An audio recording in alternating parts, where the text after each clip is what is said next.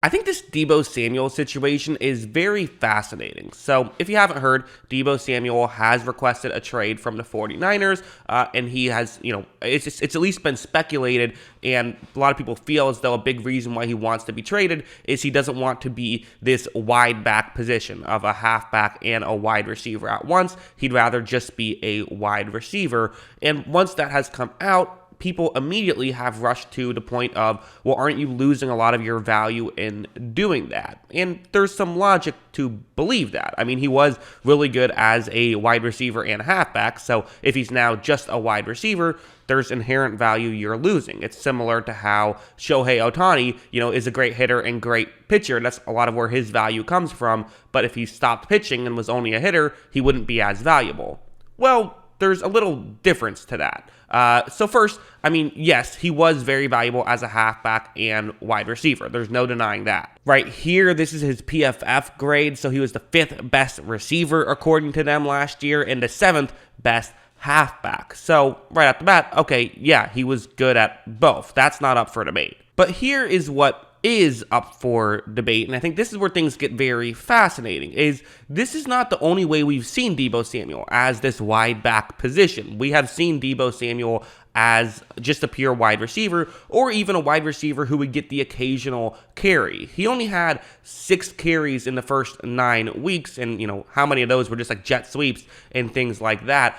So with that sample size, I thought it'd be interesting to look at that sample size and then look at when he was getting used as a halfback who was also playing wide receiver, or a wide receiver who was also playing halfback, however you want to swing it, and just see what was the production difference. As you see here, before week 10, he had 113 total yards per game. This is rushing and receiving. Week 10 and after, then he had 109.2 yards per game. And so that's the cutoff. Week 10 and onwards, he started getting a lot more carries. He was kind of averaging close to 5 carries per game there from not getting hardly any carries in the first 10 weeks. And you see his statistics didn't get a lot better. In fact, they even went down a little bit. Listen, it's a 5-yard jump. I'm not going to completely freak out over a 5-yard jump. I wouldn't sit here and say, oh, so he should just be a receiver then. No, it's obviously not that simple, and yards itself aren't even the best way to totally determine production, but it's an okay way to do so, I think. I think this is where things get interesting, because again, using that Shohei Ohtani comparison, what makes Ohtani so valuable is he can hit and pitch, so he's doing both. But for Deebo Samuel, if he's now taking 5 carries a game, well, that's going to wear him out a little bit. He's going to have to play less snaps on those specific carries themselves. Then obviously he can't be a wide receiver. Then he has to be a halfback. He can only be in one place at once. And not to mention, his blocking is now going to go up. He's now going to have to pass protect because there are going to be plays where he is not actually running the ball. Also, play action comes into play. So it's not just those 5 snaps. It can actually be, arguably 10 to 15 snaps that he is not out there as a wide receiver, maybe even more. And so the production, you can't really maximize the production the way you might hope that you can. Now, there is an inherent advantage in a Deebo Samuel that, will not show up on the box score.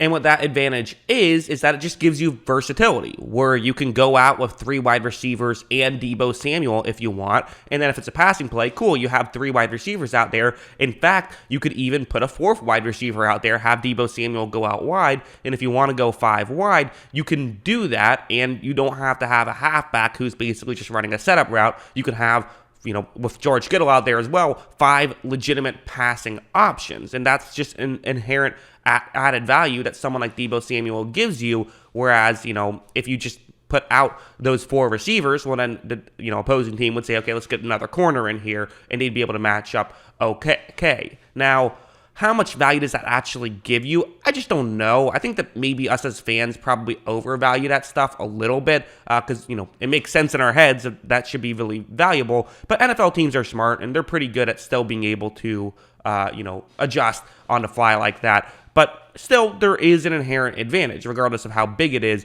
you do get that advantage, and you're losing that advantage if Samuel is now just a pure wide receiver. And so the question is, how important of an advantage is that? Because there's the other thing that we haven't talked about on the flip side. for Deebo Samuel's perspective, it's not just a personal thing for him, but it's also a team thing, right? You have this great wide receiver. If you do run him into the ground, the reality is that running backs have a much shorter shelf life than wide receivers do. The more carries that Deebo Samuel gets means the less his career will go on for. I think the average person typically says that, okay, a good running back will give you on average about 6 years, but to me, even that feels a bit high. I mean, a lot of running backs kind of do fall off after their third or fourth year. I mean, Todd Gurley was in his mid-20s when he fell off, which was just, I mean, that was just, there was other factors at play, but part of those factors got to be at play due to the toll that it takes to run with the football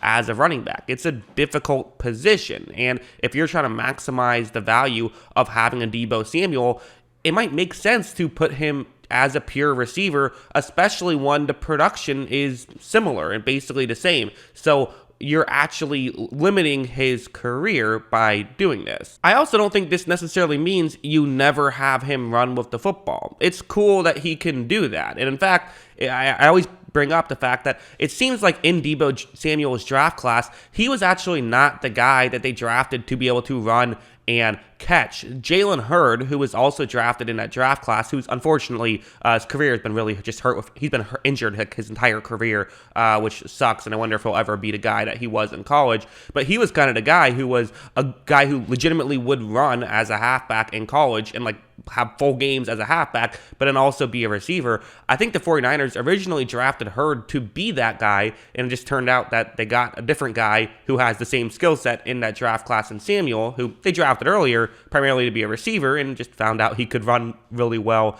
as well. And so it kind of makes me think, wouldn't the better value be you find someone who can run and pass catch, which those guys do exist, but maybe a guy who's your third receiver could be that guy instead of your number one receiver. You would still get the maximum value out of your star receiver, while at the same time, you still get the value of kind of, not letting defenses know what you're doing until you've already got, it's already too late and they can't sub anymore. So if you're a fan of a team who is, in the conversation of maybe getting Samuel like, the Jets are, if you're concerned about, well, would we really be getting that much of a valuable asset if we can't use him as a running back? Well, yes. I mean, his receiving was really good last year. He is a good receiver. And again, I don't even know if he would hate getting a handoff once or twice a game. I think he just doesn't like the idea of being someone who's getting, over 50 carries in half of a season. Like, he doesn't want to be a 100 carry guy.